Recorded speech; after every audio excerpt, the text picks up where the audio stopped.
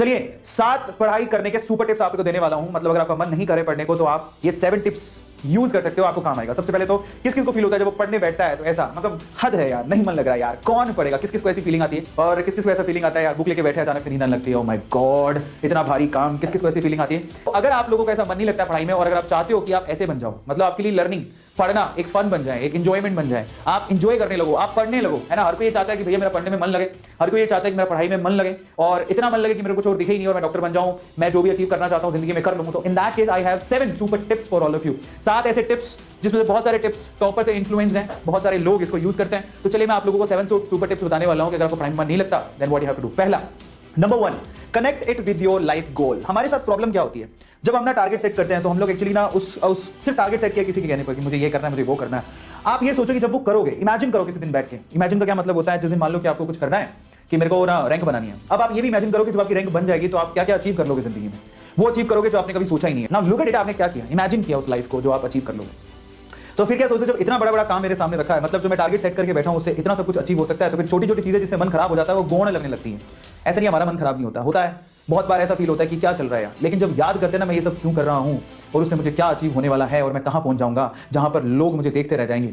आज जो लोग ना भरते हैं ना वो जिंदगी भर याद रखें कि उन्होंने किसको ना किया, ऐसी फीलिंग समझ में आता है।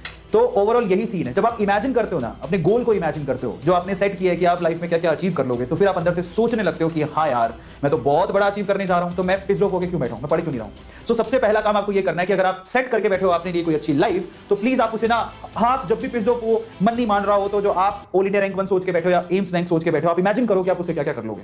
वो बहुत इंपॉर्टेंट है, समझ में आता है। इमेजिनेशन सेटिस्फाई करेगी आपको, फिर आपका मन लगना शुरू हो जाएगा कि यार मुझे तो बड़े बड़े सपने देखे हैं मैंने। दूसरा, study in clean and peaceful place. हमारे साथ प्रॉब्लम ये, हमारा मन इसलिए लगता है कि हम क्या ही तो बैठे हैं, इतनी गंदी टेबल है जिसपे मैंने सुबह से शाम तक कचरा पट्टी कर रखी है। तो अगर आपकी स्टडी टेबल साफ सुथरी होगी डेफिनेटली आपका मन लगेगा, समझ में आ रहा है। अच्छी साफ सुथरी टेबल होनी चाहिए, ठीक है ऑब्वियसली। तीसरा, keep all distractions away, leave it.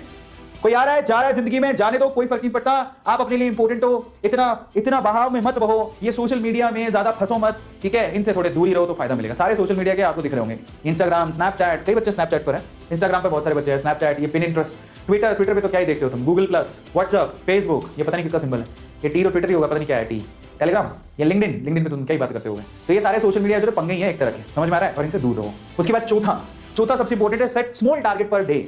हमारे साथ ये भी समस्या है, बहुत सारे बच्चे आज मैं ये चैप्टर पूरा खत्म कर दूंगा और उसके साथ 100 सवाल कर डालूंगा। इतना बड़ा टारगेट सेट करते हैं, पहाड़ जितना टारगेट सेट कर लिया और नीचे से 2 सीढ़ी चढ़े नहीं टट्टी निकलनी चालू हो जाती है। मतलब इसको वैसे मत करना, मैं पंजाबी हूं तो हमारे यहाँ क्या होता है एक पैट डायलॉग है, ठीक है, तो पॉटी निकल गई। So in that case that is called पसीना निकल गया, काम बहुत भारी था।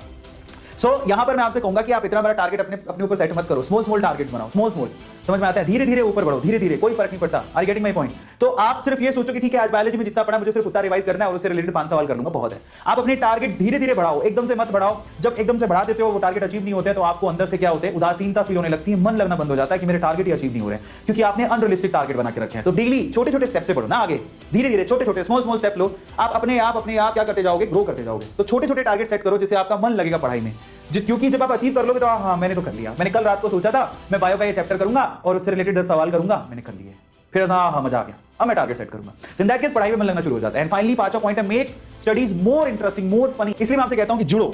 और इसके अलावा क्या करते हैं हम लोग, पूरे चैनल पे आप लोग के लिए फन क्विज़ेस होते रहते हैं, मेंटी क्विज़ेस करवाते रहते हैं ताकि आप लोगों को और इंटरेस्टिंग बना सके पढ़ाई को। आप हमारे साथ मेंटी क्विज खेलते हो जिसमें आप खुद पार्टिसिपेट कर सकते हो, तो ऐसे वैसे आप अपने पढ़ने में मन लगा सकते हो, है ना। एंड छठा पॉइंट क्या है, don't take it as a burden. बहुत सारे बच्चे हैं जो कि इसको एज अ बर्डन ले लेते हैं, है ना, इतना सारा सिलेबस है, देखो बर्डन है लेकिन बर्डन की तरह ट्रीट मत करो उसको, नहीं तो आप कुछ पढ़ ही नहीं पाओगे। ट्राई टू अंडरस्टैंड और समय खराब होता चला जाएगा।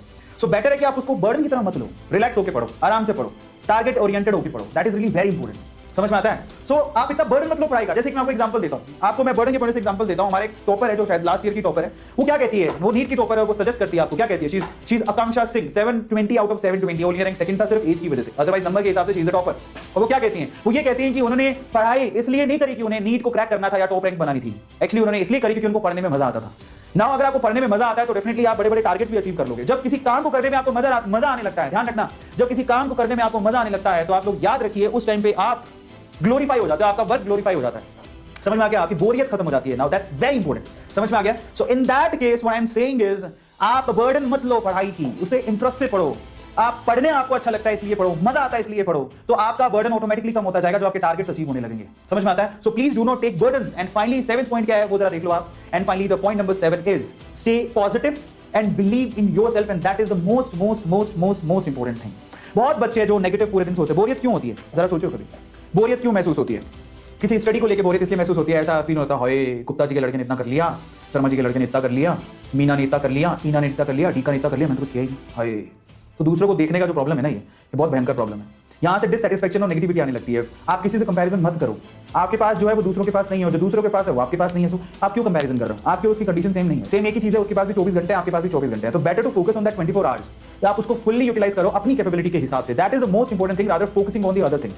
तो आप पॉजिटिव रहो, अपने आप पे विश्वास रखो। आपको फील होना चाहिए कि मैं नीट में बहुत अच्छा कर जाऊंगा, कर जाऊंगी, मैं बोर्ड एग्जाम में बहुत अच्छा कर जाऊंगा या कर जाऊंगी, और मेरे टारगेट रियलिस्टिक होने चाहिए। मुझे किसी और से कंपैरिजन नहीं करना, मुझे कंपैरिजन अपने आप से करना है कि मैं कल के दिन से आज के दिन में कितना इंप्रूव हुई या कितना इंप्रूव हुआ। That is so much important for you in your life.